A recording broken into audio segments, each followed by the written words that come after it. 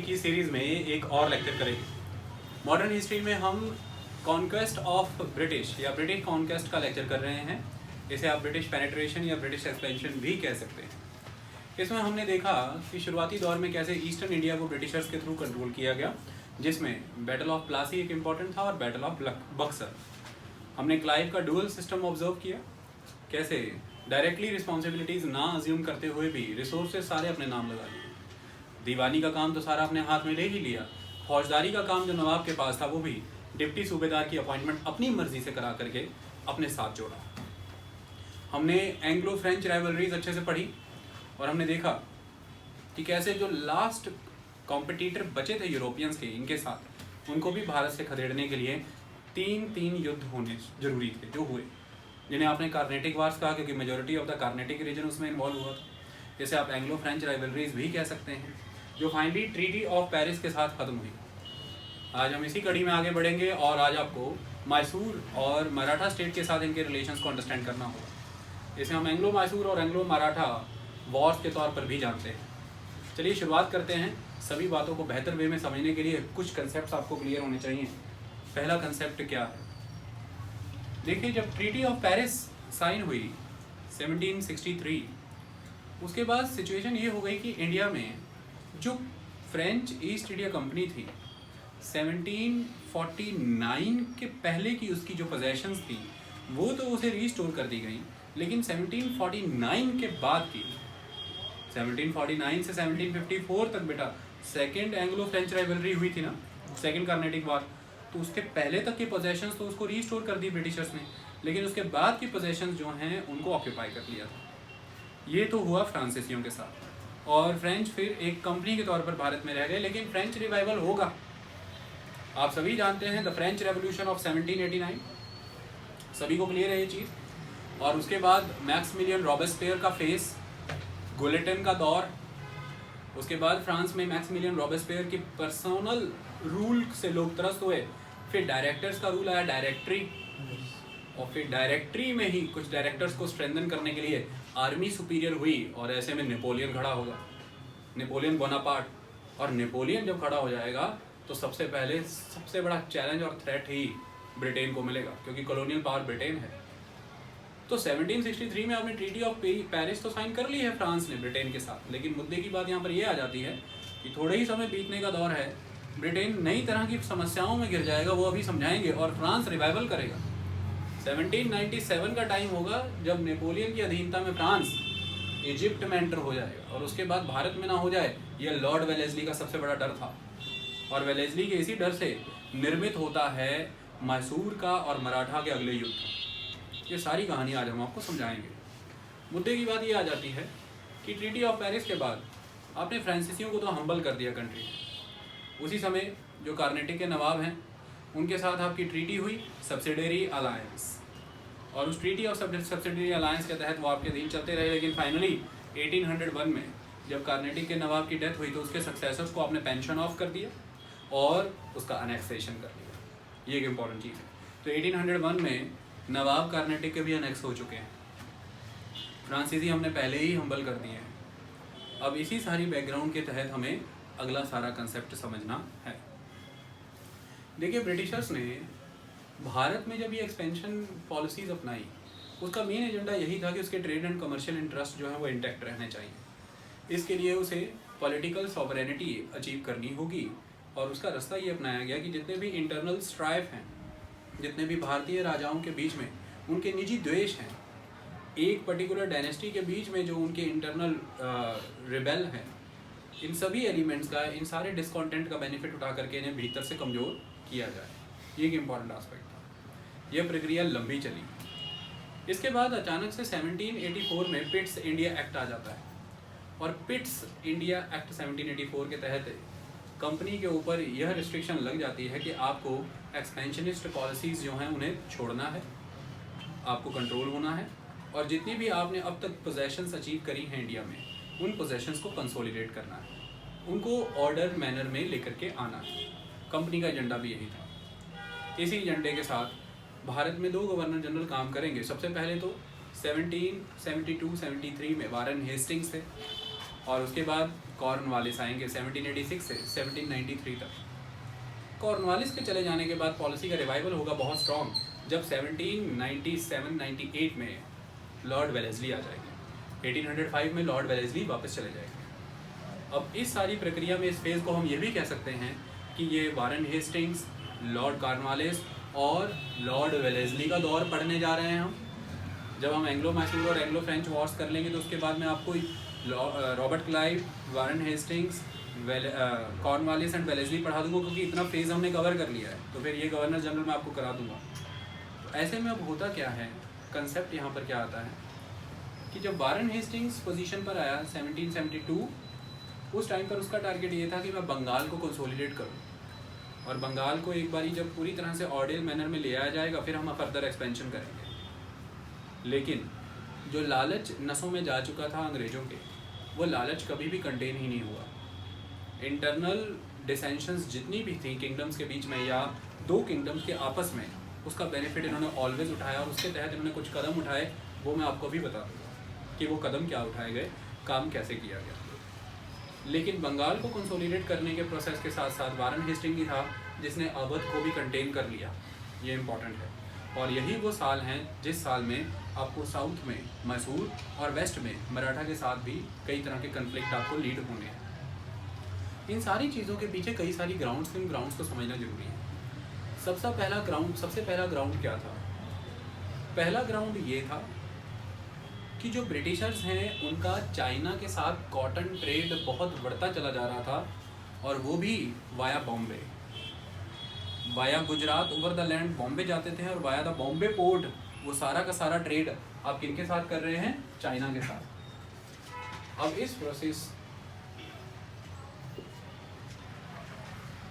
इसके लिए आपको ये वेस्टर्न रीजन को स्टेबल करना होगा, क्योंकि आप ये मानकर चलते हैं कि जो अनस्टेबल फ्रंटियर्स और बॉर्डर्स हैं वहाँ पर ट्रेडिंग एंड कमर्शियल एक्टिविटीज़ कभी फ्लरिश नहीं कर सकती।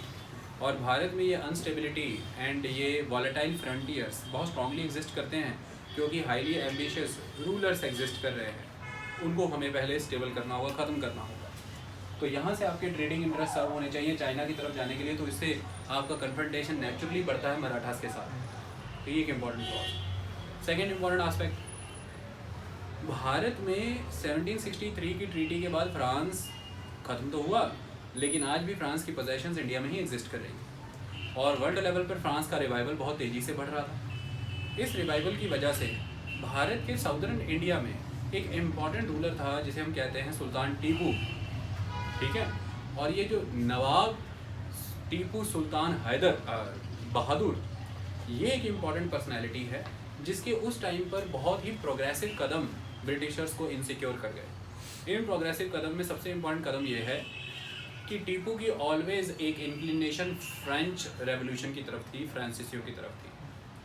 उसने अपने ब्रिटिश अपोज करने के फ्रंट को अफ़गानिस्तान, तुर्की और फ्रांसीसियों के साथ मिलकर के ब्रॉड भी करना चाहा, और वो उस समय में अफ़गानिस्तान, तुर्की और फ्रांस के साथ एम्बेसीज शेयर किया करता था कि मैं एक कंसोलिडेटेड फ्रंट क्रिएट करूं अगेंस्ट द ब्रिटिशर्स को भारत से खदेड़ना चाहता था। तो टीपू की French company, French rulers, French revolution के क्लोज आने की ये टेंडेंसी ब्रिटिशर्स को बर्दाश्त नहीं थी। ये दूसरा एस्पेक्ट। क्यों? क्योंकि इंटरनेशनली फ्रांसीसियों से थ्रेट है किनको? ब्रिटिशर्स को। तीसरा इंपॉर्टेंट एस्पेक्ट, टीपू वो पर्सन था जिससे यह डर लगता था अंग्रेज़ों को कि ये हमारे बैलेंस ऑफ पावर के कंसेप्ट में फिट नहीं होता। बैलेंस ऑफ पावर का कंसेप्ट क्या था? ब्रिटिशर्स के सामने पिट्स इंडिया एक्ट के बाद जब ये क्लॉज आता है कि आप एक्सपेंशन नहीं करेंगे, तो मेन टास्क ये है कि आपको भारत भर में राज तो करना है, लेकिन आप बैलेंसिंग के कंसेप्ट को फॉलो करिए। जिन भी किसी दो राजाओं के बीच में मतभेद है, उस मतभेद का लाभ उठाते हुए उनको कमज़ोर करते रहें, और उसके कंपैरेटिवली जो पहले कमज़ोर था उसे स्ट्रॉन्ग करें, फिर दूसरा वीक हो जाएगा जो स्ट्रॉन्ग था, फिर अगर वो ही वीक हो गया तो उसे स्ट्रॉन्ग करें, फिर वो वीक हो जाएगा जो पहले स्ट्रॉन्ग है। इस वजह से ये बैलेंस ऑलवेज बना रहेगा, और ये जो बैलेंस है, इस बैलेंस का फैलक्रम आप बने रहेंगे, आप ही पर बैलेंस होता रहेगा। ये इंपॉर्टेंट चीज़ है। तो बैलेंसिंग ऑफ द पावर का कंसेप्ट बहुत स्ट्रॉन्ग था, जिसके थ्रू भारत पर राज करने का कंसेप्ट इस दौर में देखा गया। ठीक है, टीपू इस कंसेप्ट में बेनिफिट नहीं होता था। क्यों? क्योंकि किसी भी तरह से टीपू डिपेंडेंट स्टेट के तौर पे सर्वाइव नहीं करना चाहता। टीपू एक हेगेमनिक रूलर था जिसको देखते हुए ब्रिटिशर्स को ऐसा लगा कि दक्षिण में ये वही हेगेमनिक स्ट्रक्चर फॉलो कर रहा है जो हम फॉलो कर रहे हैं, इसके और हमारे इंटरेस्ट सेम है। ये भी अपना आधिपत्य स्थापित करना चाहता है, हेगेमनी, और हम भी अपना आधिपत्य स्थापित करना चाहते हैं। ऐसे में एक तीर में एक म्यान में दो तलवारें नहीं रह सकती। ये तीसरा एस्पेक्ट था। चौथा, ये वो पर्टिकुलर समय था जब टीपू के कमर्शियल इंटरेस्ट, मर्सेंटाइन इंटरेस्ट बहुत चरम पर थे। कंपनी उस समय दक्षिण भारत से जो मेनली ट्रेड किया करती थी वो पेपर एंड कार्डमम का, और इसी पर्टिकुलर समय में टीपू सैंडलवुड, पेपर, कार्डमम इनका ट्रेड करता था। और एक समय ऐसा आया जब टीपू ने 1785 में एम्बैर्गो लगा दिया कि उसके मालाबार रीजन में और वेस्टर्न कोस्टल रीजन में जो जो टेरिटरीज उसके अधीन है वहाँ से Britishers sandalwood, paper and cardamom नहीं लेके जा सकते। 1785 में ये एम्बैर्गो, ये सैंक्शन लगाई गई। 1787 में टीपू ने परमानेंट ही ये कह दिया कि किसी भी तरह से ब्रिटिश व्यापारियों के साथ कोई संबंध नहीं रखा जाएगा। इससे ब्रिटिशर्स का इंटरेस्ट बहुत ज़बरदस्त लॉस हुआ। क्यों? ये वही एरिया था जहाँ से ये रॉ मटेरियल्स आपको मिलते थे, ये क्रॉप्स आपको मिलती थी, और ये वही एरिया है जिन कोस्टल एरियाज़ के पोर्ट के माध्यम से आप ये सामान भारत से कहीं और ले जाया करते थे। इस पर टीपू का इंटरेस्ट स्ट्रॉन्ग था। फिर टीपू बहुत ही प्रोग्रेसिव था, मॉडर्न अप्रोच रखता था। टीपू ने अपनी आर्मी उस समय फ्रांसीसियों के द्वारा तैयार करवाई थी। टीपू के पिता हैदर अली फ्रांसीसियों के मदद से डिंडीगुल में आर्सेनल लगाया था, हथियारों का कारखाना लगाया था, वहाँ पर आर्सेनल ऑर्डिनेंस हाउस लगाया था। ये बर्दाश्त नहीं था अंग्रेजों को। फिर टीपू बहुत ही सेंट्रलाइजेशन की टेंडेंसी फॉलो कर रहा था। एग्रीकल्चरल रिफॉर्म्स कर दिए, जितने भी लोकल ज़मींदार, पॉलीगार्स जिन्हें हम कहा करते थे, उन सबको ख़त्म करते चला जा रहा था। और इसी तरह के एलिमेंट्स को यूज़ किया करते थे ब्रिटिशर्स किसी भी शासक को कमज़ोर करने के लिए। जब ये एलिमेंट ही नहीं छोड़ेगा टीपू, तो फिर वो टीपू को कमज़ोर कहाँ से करेंगे। टीपू के रेवेन्यू के रिसोर्सेज बढ़ते चले जा रहे थे, इस बात से परेशानी थी अंग्रेजों को। और टीपू ही है जिसने सेकंड, थर्ड और फोर्थ एंग्लो मैसूर वार में उस समय में रॉकेट्स यूज़ किए, जिन्हें हम मैसूरी रॉकेट कहते हैं। इन्हीं रॉकेट्स की टेक्नोलॉजी जब टीपू सुल्तान हारा तो अंग्रेजों को मिली, और इसी टेक्नोलॉजी को फर्दर विकसित करके इन्होंने इसे नेपोलियनिक वॉर्स में यूज़ किया था। तो नेपोलियन वॉर्स में जो यूज़ हुई रॉकेट टेक्नोलॉजी है वो एक तरह से भारत के मैसूर राज्य से ली हुई टेक्नोलॉजी। ये इंपॉर्टेंट, टीपू टेक्नोलॉजिकली बहुत डेवलप्ड था। टीपू का कंपनी बनाने का आइडिया अंग्रेजों को त्रस्त कर गया। टीपू ईस्ट इंडिया कंपनी की तर्ज पर अपनी कंपनी बना रहा था, उसको स्टेट स्पॉन्सर कर रहा था, समर्थन दे रहा था। टीपू के द्वारा अपनी नेवी प्रिपेयर की गई, जिसके लिए 3 इंपॉर्टेंट बंदरगाह, 3 इंपॉर्टेंट पोर्ट उसने सैंक्शन कर दिए। ये चीज़ उनको बर्दाश्त नहीं हुई। इस तरह से टीपू बहुत ही असर्टिव था। टीपू ये जानता था कि अंग्रेज भारतीय अस्मिता के लिए खतरा है, इसे भारत से खदेड़ना है, और अंग्रेज ये जान गए थे कि टीपू इस वे में सोचता है जहाँ और कोई ऐसा नहीं सोचता। ये सारी चीज़ें हैं जो अंग्रेजों को नेचुरल एनिमी बनाती हैं टीपू का, और टीपू को नेचुरल ओपोनेंट बनाती हैं ब्रिटिशर्स का, क्योंकि उसे अलाय बनाती हैं वो फ्रेंच का, फ्रांस का, और फ्रांसीसियों के ऑपरेटर से पहले ही खतरा चल रहा है अंग्रेजों को। ये इंपॉर्टेंट। इस समय के जो युद्ध देखेंगे उसमें एक अजीब सा समीकरण देखने को मिलेगा। वो समीकरण में आपको 3 भारतीय स्टेट बार बार नजर आएंगे, एक हैदराबाद के निज़ाम, एक मराठा, और एक मैसूर का टीपू या मैसूर का हैदर अली। ये 3 आपको बार बार नजर आएंगे, हैदराबाद। और इन तीनों के बार बार नजर आने का कारण अभी जैसे ही युद्ध शुरू किए जाएंगे समझ आ जाएगा। अब हो ये रहा था कि टीपू सिर्फ और सिर्फ ब्रिटिशर्स के अगेंस्ट ही नहीं, बड़ी तेज़ी से हैदराबाद और मराठा की भी आंखों में चुभ रहा था, क्योंकि टीपू एक्सपेंशनिस्ट था। हैदर अली से इसे ये विरासत में मिला था अपनी एरिया और टेरिटरी को बढ़ाते चले जाना, जिसके तहत उन्होंने मालाबार का उत्तरी इलाका सारा ले लिया था। कैलीकट और कोची आप जानते हैं कि मैसूर के कंट्रोल में आ चुका था, मैंने बताया था आपको। इसके अलावा त्रावणकोर के राजा तो थे, लेकिन कैलीकट कोची इनके अधीन आ चुका था। इसके अलावा हैदराबाद का निज़ाम टीपू के मैसूर के बॉर्डर पे था, तो मैसूर की टेरिटरी बढ़ना मैंने हैदराबाद को प्रॉब्लम क्रिएट होना। मराठास इस पूरे मैसूर रीजन में आप जानते हैं कर्नाटका किस समय से, उस समय शिवाजी के समय से ही कर्नाटका रीजन में अच्छा तगड़ा बेस बना रखा था। ये इंपॉर्टेंट एस्पेक्ट है। और शिवाजी के पिताजी के समय से ही बेंगलोर एक इंपॉर्टेंट टेरिटरी थी जहाँ वो चले गए थे सारी फैमिली को लेकर के। लेकिन इस एरिया में जब अब एक इंडिपेंडेंट शासक के तौर पर हैदर अली और उसके बाद टीपू सुल्तान ने इतने ज़बरदस्त कंसोलिडेशन कर ली है, तो मराठास के अधिकार यहाँ से खत्म हो रहे हैं। मराठास को प्रॉब्लम है, मराठा को ईस्ट जाने में प्रॉब्लम है, यहाँ से वेस्ट टू ईस्ट के बीच में टीपू बैठा हुआ है। ये इंपॉर्टेंट है। तो इस तरह से ही टीपू और हैदर अली की एक्सपेंशन पॉलिसी ने कर्नाटक एरिया को भी तंग किया, कर्नाटक कह रहा हूँ, कार्नेटिक के एरिया को, और कार्नेटिक का सीज किया जाएगा बार बार। क्यों? क्योंकि कार्नेटिक में ही ब्रिटिशर्स के मेन इंटरेस्ट है। Madras, you know very well, Arcot. क्यों? क्योंकि उनके नवाब के साथ सब्सिडरी अलायंस किया हुआ। तो टीपू खटक रहा है अंग्रेजों को भी, टीपू खटक रहा है हैदराबाद और मराठा को भी, और कुछ अपने ही तरह के इंटरेस्ट क्रिएट होंगे जिसकी वजह से नए तरह के युद्धों का आगाज होगा। इतनी बात क्लियर हुई? अब इसी प्रक्रिया के तहत अब हम आगे बढ़ेंगे और वन बाय वन सारे प्रोसेसेस को समझेंगे। ध्यान रखिएगा, हमें एंग्लो मैसूर और एंग्लो मराठा युद्ध एक साथ लेकर के चलने हैं। उसका कारण ये है क्योंकि ये दोनों जो एंग्लो मराठा और एंग्लो मैसूर है, इसकी बिगिनिंग 1767 से होगी और फाइनल एंड 1819 में होगा। इस दौरान ये एक दूसरे के बीच में इंटरसेप्ट कर रहे हैं। जब तक आप इसे आइसोलेटेड फॉर्म में पढ़ेंगे आपको कभी कंसेप्ट समझ नहीं आएगा, लेकिन अगर आप इसे कंसोलिडेटेड वर्जन में पढ़ेंगे, इंटीग्रेटेड मैनर में पढ़ेंगे, तभी आपको ये क्लियर होगा। अब हम उसी सेंस में इसे समझने और पढ़ने का प्रयास करते हैं। शुरुआत होगी हमारी फर्स्ट एंग्लो मैसूर वॉर से, और ये फर्स्ट एंग्लो मैसूर वॉर जो है इसकी डेट आ जाती है 1767 to 1769। ये फर्स्ट एंग्लो मैसूर वॉर है। क्लियर हुई ये बात आपको? Yes sir. कोई दिक्कत की बात तो नहीं? ये इसके लिए पहले इसकी बैकग्राउंड की कहानी हमें समझनी होगी। जब आप एक बार वो बैकग्राउंड की कहानी समझ जाएंगे आपको सारा कंसेप्ट क्लियर हो जाएगा। और जितनी ट्रीटीज़ मैं बताऊंगा, उनके जितने क्लॉजेज अब मैं बताने जा रहा हूँ आज, किस ट्रीटी से कौन सा युद्ध खत्म हुआ, किस ट्रीटी के क्या क्लॉजेज थे, कौन सा एरिया, कितना रेवेन्यू, कैसी सिचुएशन क्रिएट हुई, किस ट्रीटी से रेजिडेंट रखा गया और सब्सिडरी अलायंस साइन हुआ, ये सारी इंपॉर्टेंट बातें बेटा याद रखना, क्वेश्चन आपसे। ठीक है, अब जब हम फर्स्ट एंग्लो मैसूर वॉर की शुरुआत करेंगे, इसके लिए आपको थोड़ी सी बैकग्राउंड समझनी जरूरी है, जिसमें एक इम्पॉर्टेंट पर्सनैलिटी आ जाता है हैदर अली। जब आप हैदर अली की बात करते हैं तो इनका टाइम क्या है, ध्यान रखें। जो भी स्टूडेंट क्लास में बैठे हैं या जो भी स्टूडेंट ऑनलाइन हमारा लेक्चर सुनते हैं, तो इस बात का ध्यान रखें कि इस चीज़ को हम रीजनल किंगडम में बहुत डीपली पढ़ा चुके हैं। आप हमारे रीजनल किंगडम्स के लेक्चर सुन सकते हैं, उसमें मैसूर स्टेट अलग से कवर किया गया है प्रॉपर, आप वहाँ पर उसे देख सकते हैं। तो हैदर अली की अगर हम बात करें तो 1721 से 1782 तक रहे।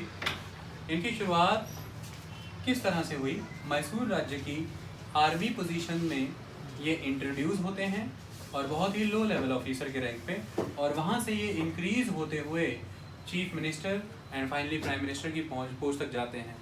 ये अल्टीमेटली दुलावाई द कमांडर इन चीफ बनते हैं मैसूर के।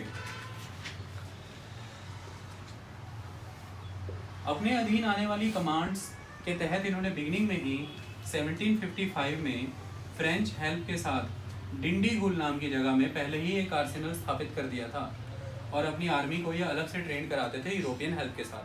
तो ये काफ़ी इन्फ्लुएंशियल होते चले जा रहे थे।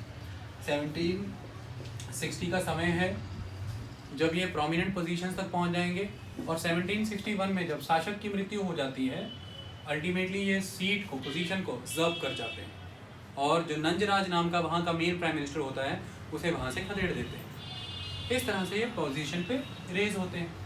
अब इनकी पोजीशन पे रेज होने में एक इम्पॉर्टेंट एस्पेक्ट क्या है, लगातार जब ये सर्व कर रहे थे आर्मी कमांड्स को मैसूर के अंडर, उस टाइम पर मराठास के अटैक होते रहते थे, मराठास अटैक करते रहते थे। ऐसे में इन्होंने 1758 में मराठास का एक सीज जो उन्होंने बेंगलोर को किया था, मराठा ने बेंगलोर को सीज किया, इन्होंने वो सीज वहाँ से उठवाया, ये बड़ी बात थी।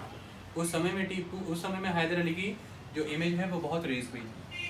उसके बाद 1758 से लेकर के 1761 के बीच में कोई समय ज़्यादा नहीं है, लेकिन इन्हें गद्दी तक पहुंचने के लिए काफ़ी सारे स्ट्रगल्स फेस करने पड़े, जिसमें एक स्ट्रगल तो जो क्वीन मदर हुआ करती थी, जो अपने बच्चे को लेजिटिमेट रूलर मानती थी, एज अ रेजेंट वो रूल करना चाहती थी वो, और एक पर्सन हुआ करता था उसी क्वीन मदर का सपोर्टर खंडेराव और क्वीन मदर के, खंडेराव के विद्रोह किसके समय में हुए हैं ये पता होना चाहिए। खंडेराव और क्वीन मदर के द्वारा की जा रही ये सारी साजिशों को खत्म कर करके हैदर अली गद्दी पर बैठता है। अब होता क्या, हैदर अली के पोजीशन पे आने के बाद होता क्या, 14 जनवरी 1761 को बैटल ऑफ पानीपत होता है। 14 जनवरी 1761 को क्या होता है? Battle of Panipat. Battle of Panipat में कौन शामिल है? मराठास। आपको रिस्पॉन्स करना है, याद रखना, जितना पढ़ा हुआ है बताना है। और यहाँ पर कौन, बैटल ऑफ पानीपत में कौन इन्वॉल्व है भारत की तरफ से? मराठा। साथ में उनके कौन लड़ रहे हैं? थोड़े से पिंडारी। तो पिंडारी लूज मर्सनरीज को साथ लेकर के मराठा लड़ रहे हैं अगेंस्ट द दुर्रानीज। अगेंस्ट द दुर्रानीज मने द अफगानीज। अहमद शाह अब्दाली, जिसमें उसका साथ रोहिलखंड भी दे रहा है और अवध भी दे रहा है। क्लियर? उसको छोड़ देते हैं। अब अल्टीमेटली मराठास की यहाँ पर हार हो जाती है। मराठास की तरफ से विश्वास राव की मृत्यु हो जाती है युद्ध में ही, और सदाशिव राव भाऊ भी मारे जाते हैं। ऐसे में यह बात लग जाती है दिल को, किसके? जो उस समय में पेशवा हैं, बालाजी बाजीराव वन। बालाजी बाजीराव वन का मतलब जो बाजीराव के बेटे थे, जिनका एक नाम था नाना साहेब। तो बालाजी बाजीराव का पानीपत की, बालाजी बाजीराव की पानीपत के युद्ध के बाद मृत्यु हो जाती है, और उसके बाद गद्दी पर आते हैं पेशवा माधव राव। पेशवा माधव राव उस समय जस्ट 17 ईयर्स के होते हैं, आप जानते हैं। और गद्दी पे आने के बाद पेशवा माधव राव बड़ी तेजी से खुद को रिकवर करते हैं, खुद की एरियाज और टेरिटरीज को बहुत तेजी से जीतना शुरू कर देते हैं। और ये वो समय है जब पेशवा माधव राव अपने आप को कंट्रोल करेंगे। लेकिन पेशवा माधव राव के एक्टिव होने से पहले और बालाजी बाजीराव के चले जाने के बाद ये जो गैप पीरियड आया था, इस बीच अपने आप को हैदर अली ने एक्सपेंड किया, और यही एक्सपेंशन उस टाइम पर कन्फ्लिक्ट में लेकर के आई मराठास के साथ। मराठा मैसूर का कन्फ्लिक्ट है बहुत स्ट्रॉन्ग। अब अल्टीमेटली माधवराव जब स्ट्रॉन्ग हुए हैं तो उनके रेड होने लाजमी हैं। रेड बड़े ज़बरदस्त तरीके से होंगे, और इन रेड में एक पीरियड आ जाएगा, that is the period of 1766। इस पीरियड को याद रखिएगा, ठीक है? मराठास के रेड हो रहे हैं, और रेड 1766 में हो जाएगा। अल्टीमेटली इस रेड को हम कंटेन करेंगे, इसको कंट्रोल करेंगे। वो कैसे, वो मैं आपको समझा दूंगा। अभी इसको रोक देते हैं। सेकंड बात करते हैं यहाँ पर हैदराबाद। अब क्या हो रहा है?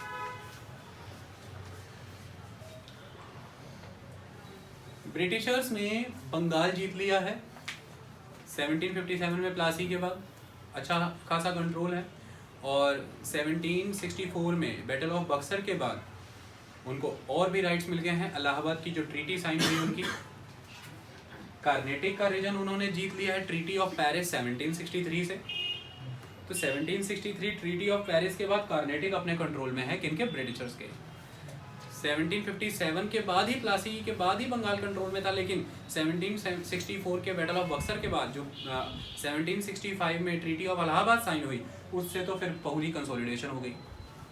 अब बंगाल कंट्रोल में है, कार्नेटिक कंट्रोल में है, तो over the land trade routes और कनेक्टिविटी लिंक्स एस्टेब्लिश करना चाहते हैं ब्रिटिशर्स, जिसके लिए उन्हें एक्सेस चाहिए नर्दर्न सरकार का, नर्दर्न सरकार एरिया। ये नर्दर्न सरकार एरिया वो सरकार एरिया है, छोटे छोटे छोटे छोटे टेरिटरीज हुआ करती थी, इन्हें आप सारी को इंक्लूड करके कहते हैं नर्दर्न सरकार्स। ओके, अब इन नर्दर्न सरकार्स पे होल्ड हुआ करता था, आपको पता है किनका? फ्रांसीसियों का। लेकिन फ्रांसीसी तो खदेड़ दिए गए भारत से, फिर भी फ्रांसीसियों का इन्फ्लुएंस बहुत है हैदराबाद के निज़ाम पे, क्योंकि हैदराबाद के निज़ाम के साथ उनका एसोसिएशन स्ट्रॉन्ग था। और लॉजिकली हैदराबाद का निज़ाम जो है वो कंट्रोल रखता है इस नर्दर्न सरकार एरिया पे। क्यों? क्योंकि उसी का कंट्रोल तो कार्नेटिक पे भी माना गया था ना, क्योंकि हैदराबाद का निज़ाम जो है पूरे दक्कन का सूबेदार है, और उस पूरी सूबेदारी के अंदर कभी कार्नेटिक भी आ रहा है और ये नर्दर्न सरकार एरिया भी आ रहा है। अब अल्टीमेटली वो बात अलग है कि कार्नेटिक का नवाब जो है वो इंडिपेंडेंट हो गया है, लेकिन जैसे कभी हैदराबाद के निज़ाम ने मुगलों को रिपल्स नहीं किया उस लेवल पे, ऐसे ही कार्नेटिक के नवाब ने भी हैदराबाद को नहीं किया था।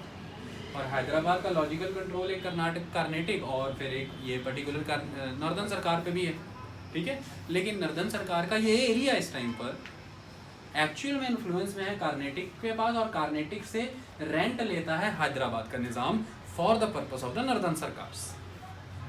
कार्नेटिक से रेंट लेता है हैदराबाद का Nizam for the purpose of the northern Circars, और नॉर्दर्न सरकार में एक्चुअल डोमिनेंस है फ्रांसीसियों का। फ्रांसीसियों से बनती है किसकी? हैदराबाद के निज़ाम के साथ। और इसी नर्दन सरकार का एक्सेस चाहिए अब अंग्रेजों को बंगाल और कर्नाटक को जोड़ने के लिए, बंगाल और मद्रास, कलकत्ता फोर्ट विलियम को जोड़ने के लिए और मद्रास को जोड़ने के लिए। क्लियर, डन, कोई टेंशन तो नहीं।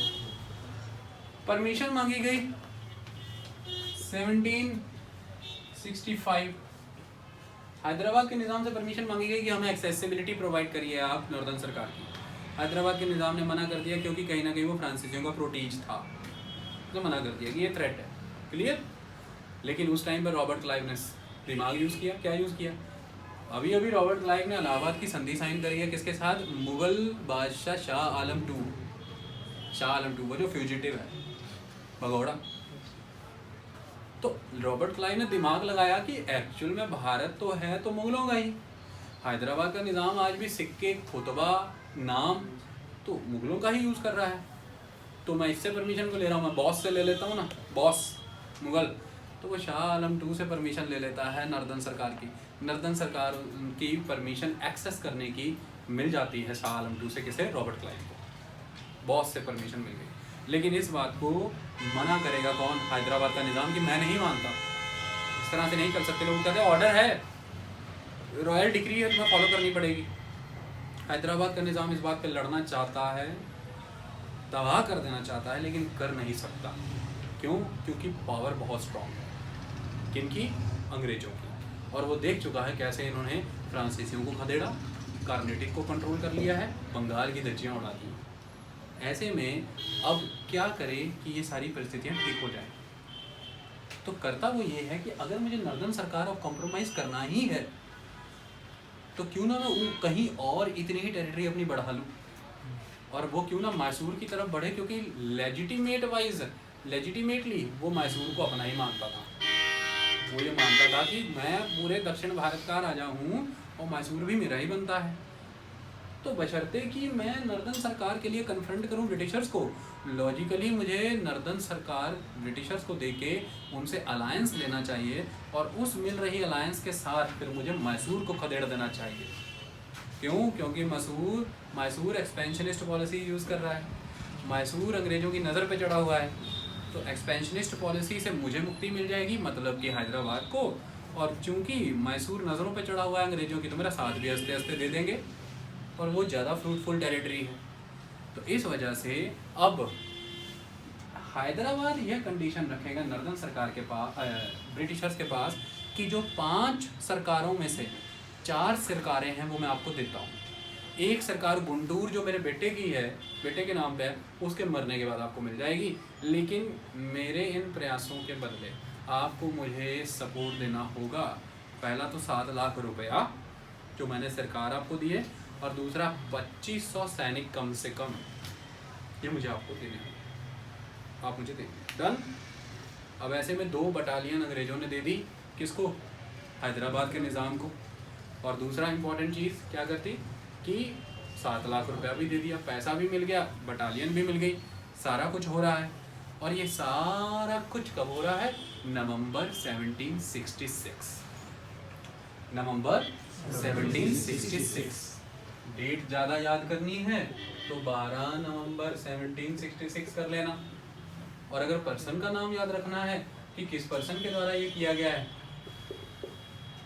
कैलिडॉ, पर चूंकि अब ये सवाल आते नहीं इसलिए मैं बता नहीं रहा। कैलिडॉ, ओके, कैलिडॉ साइन कराता है ये ट्रीटी। 12 नवंबर 1766 में ये हो गया। अब हैदराबाद का निज़ाम कह रहा है चलिए शुरू करते हैं, अब हम दक्षिण की तरफ चलते हैं और मैसूर पे आक्रमण कर देते हैं। तो अब कंसेप्ट समझिए। Maratha 1766 ready to invade the Mysore, and Hyderabad ready to invade the Mysore. Ground बनी हुई है ना। अब मराठा तो इन्वेड कर ही रहे थे। 1766 से क्या हो रहा था कि हैदर अली का उस समय में एक जीजा हुआ करता था, और उस जीजे को हैदर अली के द्वारा एक एरिया दिया हुआ था, जिस एरिया का नाम था सेरा।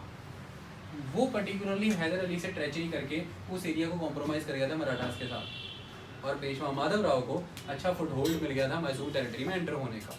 इसके बाद अब मराठा मैसूर में तो एंटर करेंगे ये तो तय है, लेकिन यहाँ पे वाइज गेम खेल दी हैदर अली ने। हैदर अली ने क्या गेम खेली? हैदर अली इस बात के लिए मान गया कि मैं आपको अभी के अभी 35 लाख रुपीज़ देता हूँ, आप 35 लाख रुपीज़ लीजिए और इस एरिया से बाहर रहिए, आप इस प्रोसेस में शामिल ना हो। उस समय मराठास ने ये कंसिडर किया कि एक्चुअल में हमें नीड तो फाइनेंसेस की ही थी। एक्चुअल में नीड किसकी थी? फाइनेंसेस।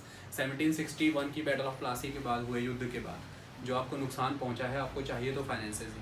और इस time majority of the warfare practices, majority of the support and alliances ये फाइनेंसेस के दम पर ही होंगे। वाई? जितने भी स्टेट भारत में इस समय रीजनल एग्जिस्ट कर रहे हैं, ये सभी के सभी स्टेट अपनी टेरिटोरियल एक्सपेंशंस कर रहे थे।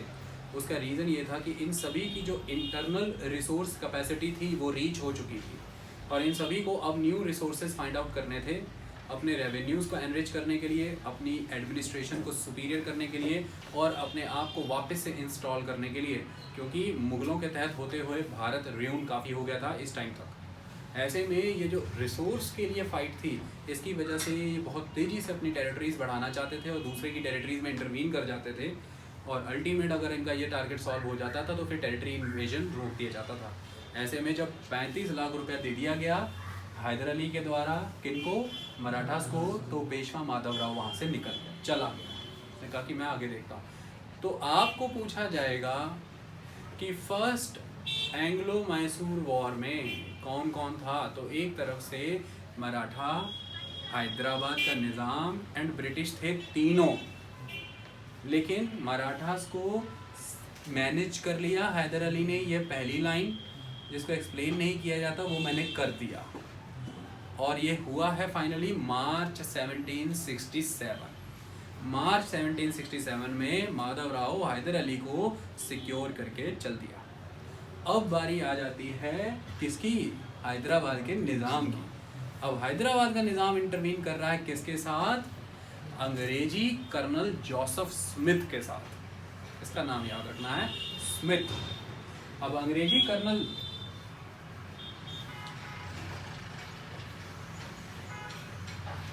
ब्रिटिश कर्नल जोसेफ स्मिथ, जिसका बुक में नाम मोस्टली स्मिथ रहता है। क्लियर हुआ आपको? इसके साथ मिलकर के कौन कौन आ रहा है? आसफ जाह टू। आसफ जाह टू मतलब हैदराबाद निज़ाम। दोनों दोनों इन्वेड कर गए और बेंगलोर तक आ गया हैदराबाद का निज़ाम। लेकिन यहीं पर फिर से दिमाग हैदर अली का।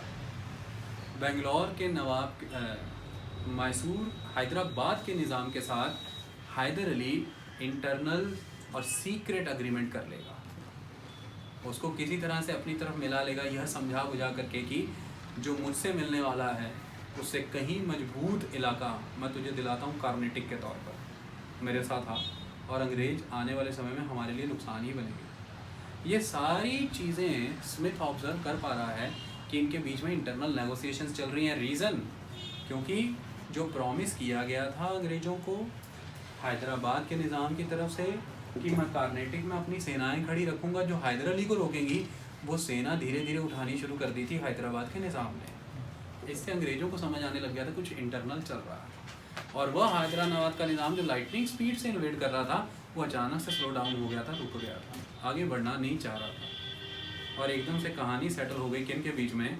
अब साथ कौन आ गए हैं? हैदराबाद का निज़ाम प्लस मैसूर का हैदर अली। अब कौन है? निज़ाम एंड हैदर अली और ऑपोजिट कौन खड़े हैं? ब्रिटिश। क्लियर ये सारी कहानी? सिचुएशन चेंज कर दी टीपू ने, हैदर अली ने। हैदर अली प्लस निज़ाम, इसको निज़ाम कहें तो ज़्यादा बेटर है, निज़ाम और वर्सेस चला गया कौन? ब्रिटिश। अब कई सारे छोटे छोटे युद्ध होंगे, उन युद्धों पे नहीं जाना, उन पे ध्यान नहीं देना। छोटे छोटे बैटल, हमें बड़े एस्पेक्ट में वॉर को समझना है। अब वॉर क्या समझाती है कि जब ये दोनों कंबाइन हो जाएंगे, दोनों किसका सीज कर देंगे? आरकॉट का। कार्नेटिक की कैपिटल क्या थी? आरकॉट। तो आरकॉट का क्या हो जाएगा? सीज। और ये पर्टिकुलरली अब टाइम कौन सा आ गया है? 1768। आरकॉट सीज चल रहा है। लेकिन ऐसे में आर्कॉट की हेल्प करने के लिए नई कमांड भेज दी गई और ये नई कमांड आई है कर्नल वुड के अंडर। जैसे ही कर्नल वुड का समर्थन मिल जाता है, वो मजबूती मिलती है, तभी हाथ पांव फूलने लग जाते हैं हैदराबाद के निज़ाम के। और हैदराबाद के निज़ाम को उस टाइम पर कंपेल किया जाता है कि आप 1766 में की गई ट्रीटी की मर्यादा रखिए, आप हमारे साथ आइए, नर्दन सरकार को लेकर के आपने जो प्रॉमिस किया था उसे एक्सेप्ट करिए, हम आपके साथ हैं, कोई दिक्कत नहीं होगी, हम हैदर को ख़त्म कर देंगे।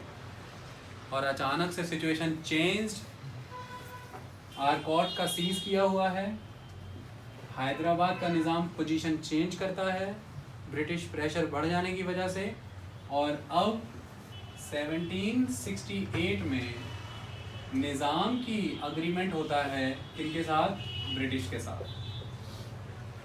सिचुएशन चेंज और हैदराबाद और मैसूर अब अकेला पड़ गया, कोई नहीं उसके साथ। अब वो मराठा गए हुए हैं, ब्रिटिश खड़े हुए हैं, और निज़ाम किनके साथ खड़ा है इस टाइम पर? ब्रिटिशर्स के साथ। इसी जद्दोजहद में युद्ध चलते रहेंगे और फाइनली अपने दमखम को दोबारा से रिवाइव करेगा। क्यों? जैसे ही ये सारी सिचुएशन हैदर अली देखेगा, हैदर अली वहाँ से रिट्रीट करेगा, और रिट्रीट करने के बाद वेस्टर्न रीजन में आएगा। उसका वह जो रिलेटिव जिसने कभी मराठास के साथ मिलकर ट्रेचरी कर दी थी, जिसका नाम मीर अली रज़ा खान था, उसे अपने साथ मिला लेगा और उसे बोले मेरे साथ आओ, मुझे स्ट्रेंथन करो, अपनी एलिगेंस मेरे प्रति रखो, मैं स्ट्रेंथन होकर के उन्हें बीट करना है। उसके साथ आते ही हैदर अली फिर से मजबूत होगा और टीपू सुल्तान इस बार ज़बरदस्त समर्थन करेगा युद्ध में हैदर अली का। तो फर्स्ट बैटल में भी टीपू सुल्तान हैदर अली के साथ था। और ऐसे में अब हैदर अली मद्रास को सरप्राइज कर देगा, एकदम से लाइटनिंग फास्ट प्रोग्रेस करते हुए मद्रास को सीज कर लिया जाएगा। और यह मद्रास का सीज ब्रिटिशर्स बेयर नहीं कर पाएंगे और ultimately in the mid of the 1769 Britishers का सरेंडर होगा और हैदर अली की तरफ से डिक्टेट की जाएगी ट्रीटी। इसको कहा गया है ट्रीटी ऑफ मद्रास। तो फर्स्ट एंग्लो मैसूर युद्ध का अंत किससे होता है? Treaty of Madras. Treaty of Madras क्या कहती है? ट्रीटी ऑफ मद्रास का पहला क्लॉज ये है कि रेस्टिट्यूशन ऑफ द टेरिटरीज किया जाए। जो जो एरियाज जिसने जीते हैं वापस से स्टेटस को मेंटेन किया जाए, वापस जाओ। इसको हम क्या कहते हैं? रेस्टिट्यूशन ऑफ द टेरिटरी, यानी कि वापस ओरिजिनल पोजीशंस पे, स्टेटस को। ये पहली चीज। दूसरा, प्लेसेस तो वापस करने ही करने हैं।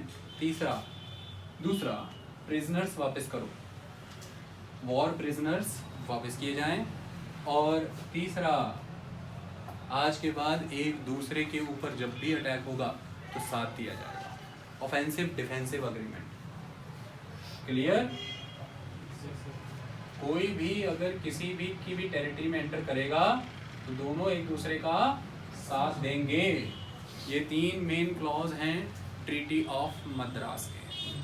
कोई टेंशन तो नहीं, सब ओके। ये था फर्स्ट एंग्लो मैसूर युद्ध, वो था उसकी बैकग्राउंड जो मैंने बताई, फिर उसका सारा कोर्स बताया मैंने, फिर मैंने उसके सारे कॉन्सिक्वेंसेस बता दिए। ठीक है? Causes, course and consequences always important रहते हैं किसी भी बैटल की आप बात कर रहे हैं या किसी भी वॉर की बात कर रहे हैं। सिचुएशन कैसे टर्न होती है, देखो सिचुएशन बदलेगी। हैदर अली जो बहुत ही एम्बिशियस पर्सनैलिटी है, वो यह समझ रहा है कि अब ब्रिटिशर्स मेरे साथ हैं, और अगर ब्रिटिशर्स मेरे साथ हैं तो मुझे क्यों नहीं अपनी टेरिटरी बढ़ानी चाहिए टूवर्ड्स द मराठास। मुझे अपने और मराठास के बॉर्डर पे आने वाले रीजन्स से क्यों नहीं ट्रिब्यूट लेना चाहिए। इस प्रक्रिया को फॉलो करते हुए 1770 में हैदर अली तेजी से अपने आप को towards the Maratha territory, north west and western बढ़ाना शुरू कर देगा। उन रीजन्स को रेड करेगा और उनसे ट्रिब्यूट एक्सपेक्ट करेगा। लेकिन वो ये नहीं जानता कि इस समय पेशवा माधवराव है और dire need of the finances है मराठास को। क्यों? मराठा कॉन्फेडरेसी में है इस टाइम पे, और हर कॉन्फेडरेसी अपने रिसोर्सेज बढ़ाना चाहती थी। जितने तुम लालायित थे पैसों के लिए उतने वह भी थे। ऐसे में 30,000 की सेना का बल लेकर के मराठा चढ़ाई कर देंगे और धज्जियाँ उड़ा देंगे। और ये सारी प्रक्रिया 1770 से 1771 के बीच में हो रही है। और बार बार हैदर अली के द्वारा आवाज़ लगाई जाएगी अंग्रेज़ों को कि आपके साथ 1769 में मेरी मद्रास की ट्रीटी हुई है, आओ। अंग्रेज कहेंगे ना, अभी नहीं आ सकते, इस वक्त तुम्हारा समर्थन करना ठीक नहीं।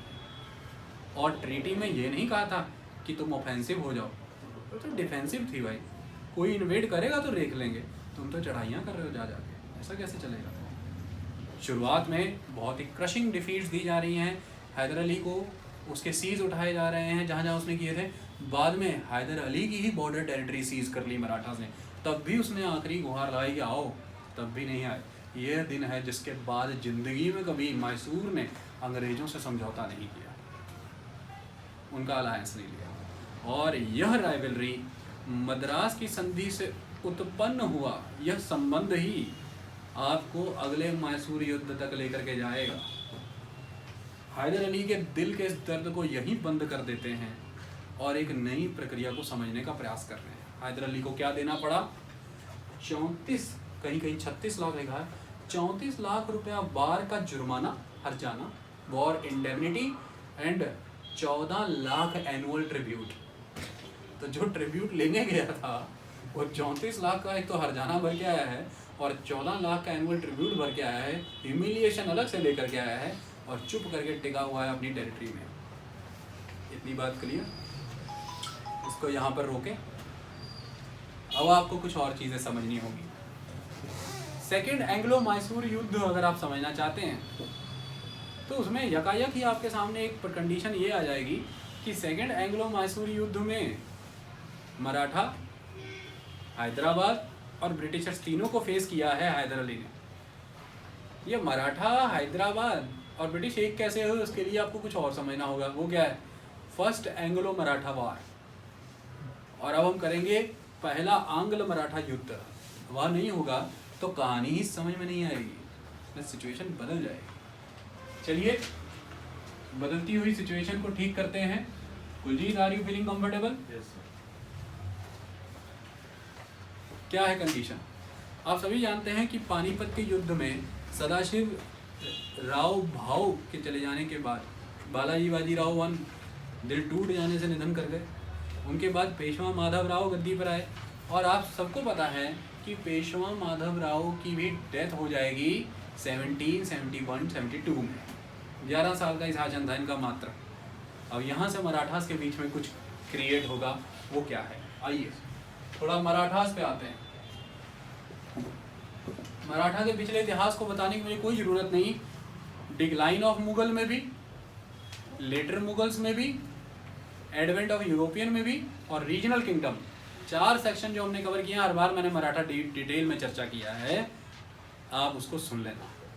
आज आगे की कहानी जाएगी, आज हम उसको समझाएंगे। मराठा के विषय में क्या बात है, देखो मराठा के विषय में बहुत सारे डायनेमिक्स रोल प्ले करेंगे। पहला तो बॉम्बे प्रेसिडेंसी, ये बॉम्बे रीजन जो है इसकी कहानी समझते हैं। क्या है बॉम्बे रीजन में? जो कंपनी के अधिकारी हैं वो ये देख रहे हैं कि बंगाल ने by the dint of battle of Plassey and Buxar Bengal resources ले लिए। मद्रास ने कर्नाटक के तहत कर्नाटक के रिसोर्सेज ले लिए। तो बंगाल और मद्रास तो बहुत ही प्रस्फुटित हो रही हैं, ग्रो कर रही हैं, विकास कर रही हैं। हम क्या कर रहे हैं? हमारी तो कोई एक्सपेंशनिस्ट पॉलिसी उस लेवल पे है ही नहीं। एक्सपेंशन करे तो करे, सामने मराठा बैठे हैं, किधर को करें? पहली बात ये। और दूसरा, कॉटन ट्रेड का कमर्शियल इंटरेस्ट जिसके लिए टेरिटरी सिक्योर करनी है। और तीसरा, बड़ा अधिक से ज़्यादा इन अंग्रेज़ों ने इंटरनल मैटर्स में इंटरफेयर करना शुरू कर दिया मराठों के, जिसकी वजह से मराठा इन्हें बर्दाश्त नहीं करेंगे। ये सारे एस्पेक्ट एक साथ रोल प्ले करेंगे। अब ऐसे में माहौल क्या बन जा रहा है कि लगातार प्रयास किए जा रहे हैं अंग्रेज़ों के द्वारा कि मराठास के साथ किसी लेवल के अलायंसेस हों, लेकिन मराठा उस समय में पावरफुल थे, वो उस लेवल के अलायंसेस चाहते नहीं थे। इंटरनल डिसेंशंस ही थे जो मराठा को तोड़ सकते थे। और ऐसी अपॉर्चुनिटी इस बार थाली में सज करके खुद मिली। और ये थाली में सजी हुई अपॉर्चुनिटी क्या थी आओ समझते हैं। पेशवा माधवराव के चले जाने के बाद, पेशवा माधवराव, कहानी समझनी है, कहीं कंफ्यूज नहीं होना। पेशवा माधवराव के चले जाने के बाद उसका छोटा भाई नारायण राव गद्दी पे आना था, ठीक है। लेकिन पेशवा माधवराव के भाई की इस लेजिटिमेसी को चैलेंज कर दिया पेशवा माधवराव के पिता बालाजी बाजीराव, और बालाजी बाजीराव का भाई रघुनाथ राव था। अब पीछे से चला आ रहा है बाजीराव वन का बेटा राघोबा रघुनाथ राव, जिसका ये नारायण राव का लगता होगा नेफ्यू लगता है ना। अब रघुनाथ राव और नारायण राव के बीच का रिलेशन तो आप समझ गए, नेफ्यू लगता है ये। दोनों के बीच में अब यह है कि रघुनाथ राव ये कहते हैं गद्दी मुझे मिलनी चाहिए, लेकिन नारायण राव को समर्थन मिल रहा है इस समय किसका? नाना फडणवीस। नाना फडणवीस एक बहुत इंपॉर्टेंट पर्सनैलिटी है।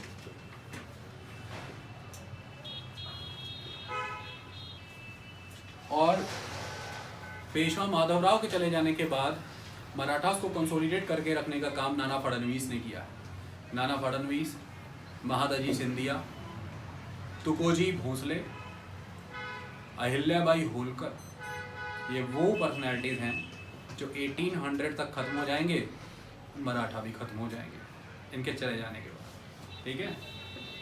तो नाना फडणवीस का इसका समर्थन है, लेकिन किसी तरह से कोर्ट इंट्रीग्स का दौर ऐसा फॉलो होगा 1772 ऑनवर्ड कि नारायण राव को रघुनाथ राव मरवा ही देगा, और नारायण राव अब खत्म हो गया। अब गद्दी पर कौन आएगा? माधव राव नारायण। अब गद्दी पे कौन है? माधव राव नारायण। और माधव राव नारायण को सीधा सीधा चैलेंज किसका है? रघुनाथ राव का। रघुनाथ राव गद्दी चाहते हैं, लेकिन माधव राव नारायण के समर्थन में कौन खड़ा है? नाना फडणवीस। और नाना फडणवीस अपने साथ लेकर के खड़े हैं किसको? सारी कॉन्फेडरेसीज को, क्योंकि मराठा इस समय कॉन्फेडरेसी के फॉर्म में एग्जिस्ट करते हैं। बड़ौदा के गायकवाड़,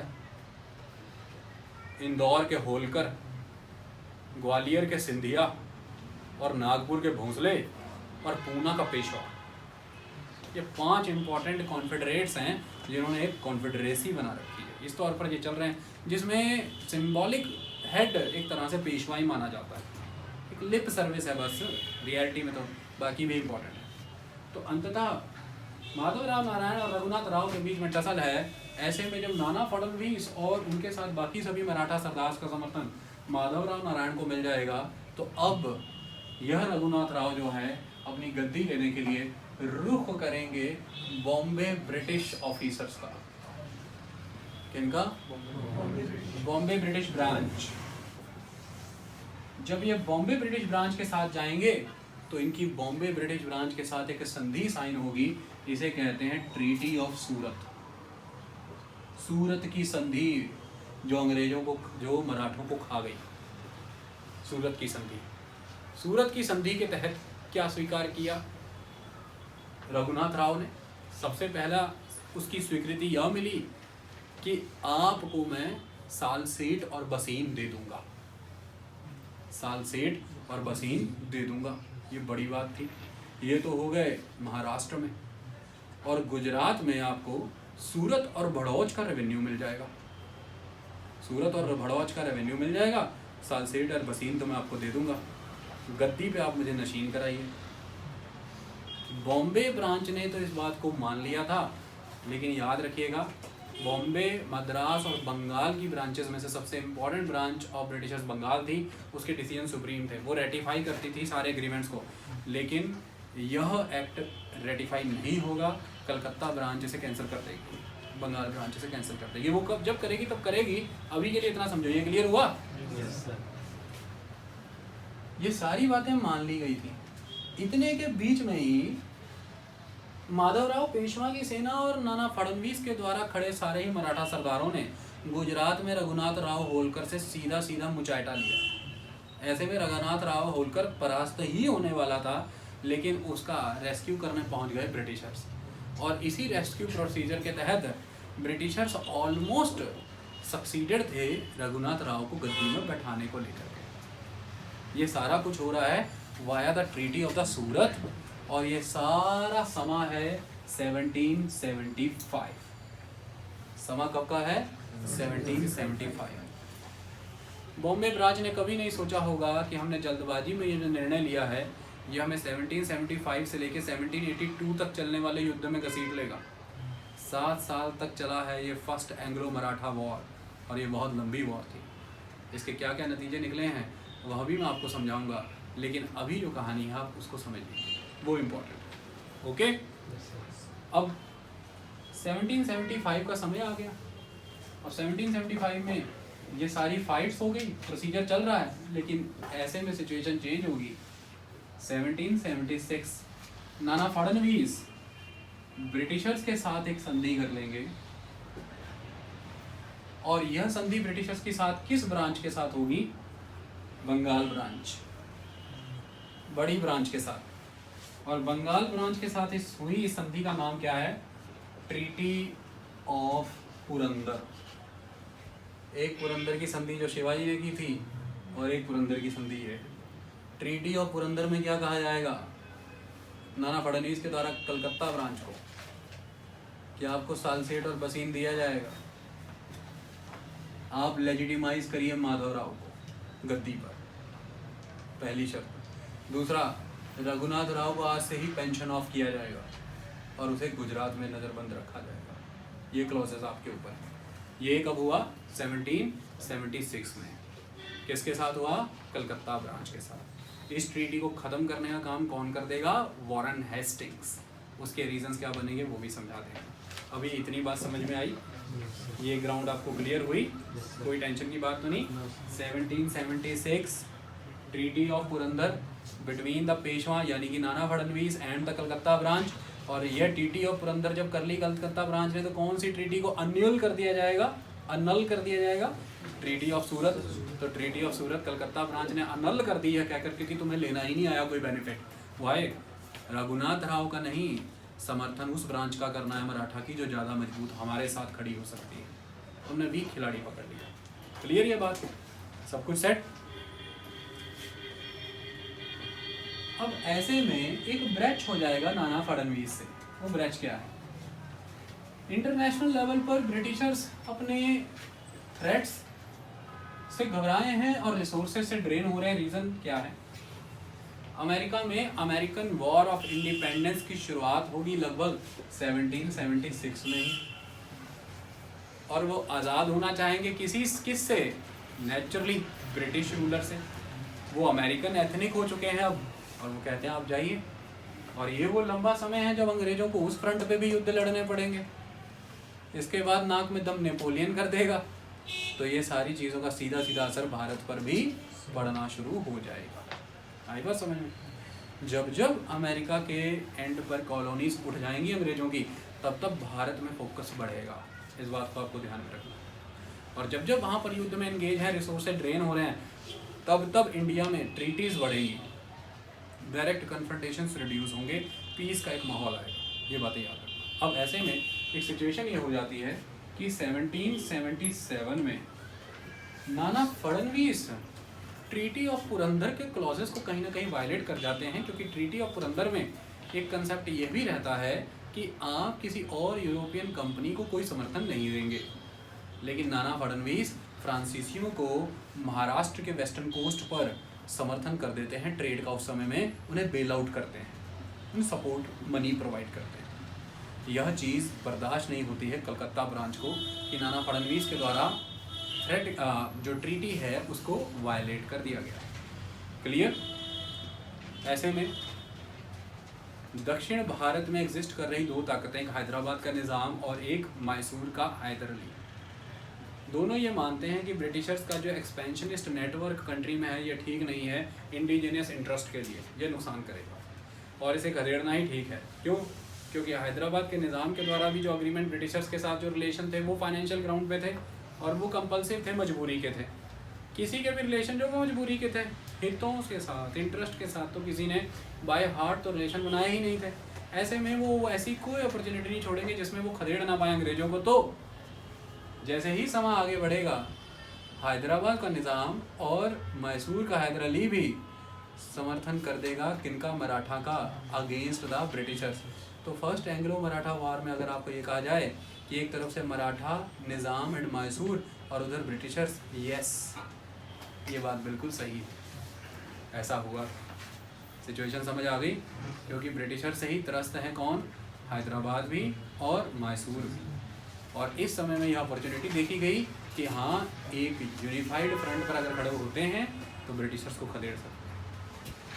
1777 ब्रिटिशर्स के द्वारा कंटेम्प्ट माना गया, फ्रांसीसियों की आपने मदद की, ऐसा बोला गया। ये सारी सिचुएशन एग्जिस्ट कर रही है। अल्टीमेटली इस टाइम पर अब यह डिक्लेयर हो चुका था मराठास के बीच में कि हमें अब सबको एक छत्र एक साथ आना होगा। और नाना फडणवीस इसमें बहुत बड़े डिप्लोमेट थे। 1779 सभी मराठा शासकों को, सारी मराठा स्टेट्स को एक साथ लेकर के आए हैं कौन, नाना फडणवीस। और युद्ध हुआ है, इसे कहा गया है बैटल ऑफ वडगांव, वडगांव का बैटल ऑफ वडगांव। वडगांव के बैटल में धज्जियाँ उड़ा दी गई अंग्रेज़ों की, अंग्रेज हार गए, ये इंपॉर्टेंट चीज़ है। और अंग्रेज़ों को बहुत सारे नुकसान झेलने पड़े। जो उन्हें टेरिटोरियल प्रिविलेजेस दिए गए थे, वो टेरिटोरियल प्रिविलेजेस उनके ख़त्म किए गए। फिर उनका मोराल को सेटबैक लगा, क्योंकि अब तक जीतते आ रहे थे केवल बंगाल, अवध, मैसूर, कर्नाटक, हैदराबाद, लेकिन ये क्या हो गया, ऐसे में धज्जियाँ उड़ा दी गई हैं। तो अल्टीमेट एस्पेक्ट यहाँ पर यह है कि बैटल ऑफ वडगांव के बाद ट्रीटी ऑफ वडगांव जो साइन की गई, उस ट्रीटी ऑफ वडगांव के तहत ब्रिटिशर्स के साथ एक स्टेटस को का रिलेशन मेंटेन किया गया। उन्हें बोला गया कि आप किसी तरह की अपनी एक्सपेंशनिस्ट पॉलिसी अब नहीं करेंगे। उनको सेटबैक, उनकी टेरिटरीज वापस ली गई। अल्टीमेटली ब्रिटिशर्स इस समय शांत है, लेकिन ब्रिटिशर्स शांत होंगे नहीं, अपने लेवल पे काम चल रहा है। सेंट्रल इंडियन रीजन्स को टारगेट किया जाएगा और इन सेंट्रल इंडियन रीजन से बुंदेलखंड, गुजरात, राजस्थान, फिर महाराष्ट्र के रीजन को टारगेट करते हुए वन बाय वन अब सिचुएशंस प्रिपेयर होंगी। Clear aspect? और इन एस्पेक्ट में सबसे पहली प्रैक्टिस जो की जाएगी वो ये है,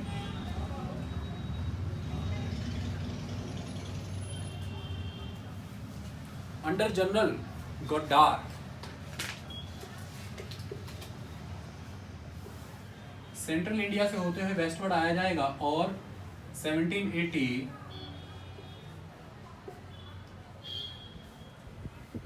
अहमदाबाद कंट्रोल कर लिया जाएगा, सीज कर लिया जाएगा। अब इस पर्टिकुलर टाइम में मराठा फैक्शनलिज्म हावी है। सिंधिया यह सोच रहे हैं कि कॉन्फेडरेसी की कमान हमारे हाथ में आनी चाहिए, लेकिन कॉन्फेडरेसी की कमान तब तक हाथ में नहीं आ सकती जब तक नाना फडणवीस का पेशवा के ऊपर कंट्रोल स्ट्रांग है। और आप जानते हैं कि महादजी सिंधिया और नाना फडणवीस के बीच में किस तरह के रिलेशंस थे, मैंने आपको पढ़ाया था। दोनों ही अपना होल्ड बढ़ाना चाहते हैं और ये वो समय था जब एक तरफ पेशवा के दरबार में नाना फडणवीस का रुतबा था और दूसरी तरफ मुगल बादशाह के दरबार में महादजी सिंधिया टिके बैठे थे। आपको पता होना चाहिए कि 1771-72 में जो fugitive empire Shah Alam II था, उसे सिंधियाओं ने ला करके बैठा दिया था गद्दी पर। ये इंपॉर्टेंट है। और उसी समय से सिंधियाओं के कंट्रोल में गंगा यमुना दोआब का इलाका था, आगरा, दिल्ली और अलीगढ़, ये उस समय से इनके कंट्रोल में था। नाम के तौर पर चाहे बादशाह ही बैठा हुआ था। तो अब यहाँ पर कहानी ये खड़ी हो जाती है कि ये देखा जा रहा है कि मुझे यहाँ पे थोड़ा स्टैंड स्टिल ही रहना है, चुप रहना है, देखते हैं कार्रवाई क्या बनती है। इसी स्टैंड स्टिल अग्रीमेंट के तहत हम्बल कर दिया गया सिंधियाओं को और 1782 में सिंधियाओं के साथ ट्रीटी साइन हो जाती है और यह है ट्रीटी ऑफ सालबाय। कौन सी? Treaty of Salbai. Treaty of Salbai Scindias के द्वारा की गई है ब्रिटिशर्स के साथ। नाना फडणवीस मानने को तैयार नहीं है, 1 साल बीत जाने के बाद इसे एक्सेप्ट करेंगे। तो ट्रीटी ऑफ सालबाय के बीच में क्या क्लॉजेस हुए, वो क्लॉजेस ये थे कि अंग्रेज़ों का साथ देंगे मराठास, अंग्रेज़ों की जितनी भी टेरिटरीज दक्कन में फंसी हुई हैं उन्हें निकलवाने।